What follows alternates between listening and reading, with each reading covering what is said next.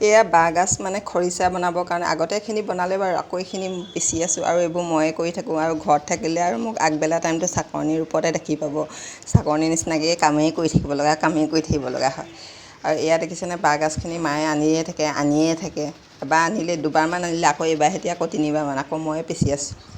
আৰু এয়া হৈছে আমটো অলপ মানে কেঁচা পকা দুইটাৰ মাজতে আৰু এইজনী মই চাকনিৰ নিচিনাকৈ দেখিছে আৰু মোক ইগন'ৰ কৰি দিব আৰু কাম কৰা সময়ত মই চাকনিজনী নিচিনাকৈ থাকোঁ আৰু এইটো খাবলৈ অলপ টেঙা লাগিছে মানে ইমান পকা নাই যে কিন্তু মিঠাই হয় আমটো অলপ কুমলীয়া হৈ আছিলে আৰু এইজনী মই আৰু বহি লৈ আম খাবলৈ লৈছোঁ কাৰণ মই গা চা অলৰেডি ধোৱাই নাই ঘৰৰ কাম কৰি আছোঁ যিহেতু আমকে খাই লৈছোঁ কামৰ মাজতে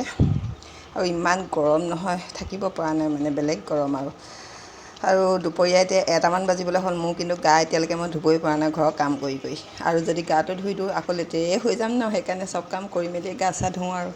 আৰু এই আম খাই মেলি মই দেৰিকৈহে ভাতটো খাম মানে গা পা ধুই আৰু আজিলৈ আহিছোঁ দেই বাই বাই।